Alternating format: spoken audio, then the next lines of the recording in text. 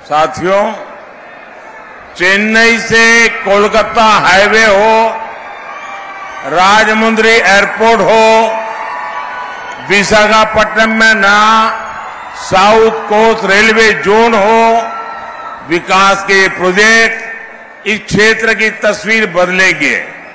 यहां national highway का काम पूरा होने से फिशिंग हार्बर और काकीनाडा पोर्ट तक कनेक्टिविटी आसान हो जाएगी। इससे सी फूड का कारोबार बढ़ेगा और मछुआरों को फायदा होगा। మిత్రులారా, చెన్నై నుంచి కలకత్తా హైవే కావచ్చు, రాజమహేంద్రి ఎయిర్పోర్ట్ కావచ్చు, విశాఖపట్నంలో కొత్త సౌత్ కోస్ట్ రైల్వే జోన్ కావచ్చు, అభివృద్ధికి సంబంధించిన ఈ ప్రాజెక్టులన్నీ ఆంధ్రప్రదేశ్ ఈ ప్రాంతం యొక్క స్వరూపాన్ని పూర్తిగా మార్చేస్తాయి. ఇక్కడ నేషనల్ హైవే పని పూర్తయితే ఫిషింగ్ హార్బర్ కాకినాడ పోర్ట్ వరకు కనెక్టివిటీ వస్తుంది.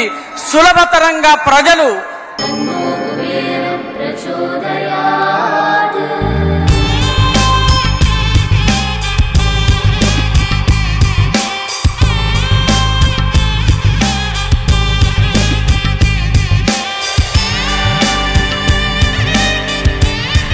కుబేరలక్ష్మి కటాక్షంతో అందరి ఇంట్లో బంగారం, వజ్రం, వెండి నిండా. లలిత అక్షయ తృతీయ బంగారు నగలకు తరుగులో 1% తగ్గింపు, వజ్రాభరణాలు క్యారెట్కు 5,000 తగ్గింపు.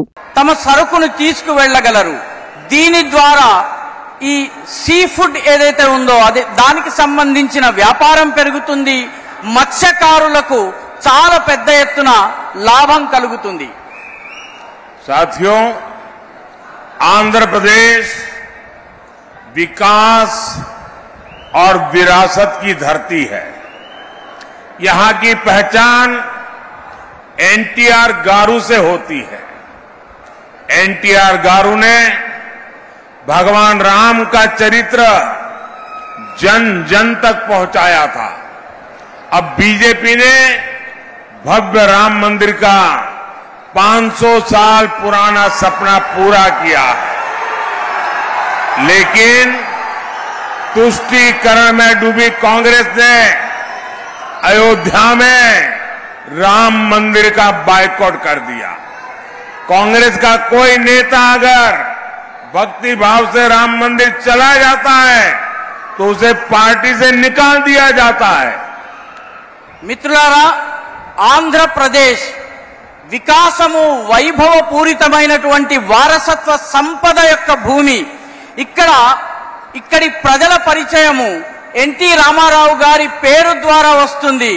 ఎన్టీ రామారావు గారు భగవాన్ శ్రీరామచంద్రుని యొక్క పాత్రను పదే పదే ధరించి ప్రతి ఒక్క ప్రజల హృదయాల దాకా తీసుకువెళ్లారు.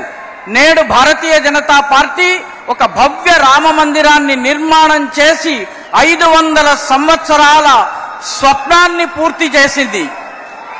కానీ కాంగ్రెస్ బుజ్జగింపు రాజకీయాలలో కూరుకుపోయి అయోధ్యలోని రామ మందిర్ యొక్క ప్రాణ ప్రతిష్టను బాయ్కాట్ చేసింది, బహిష్కరించింది.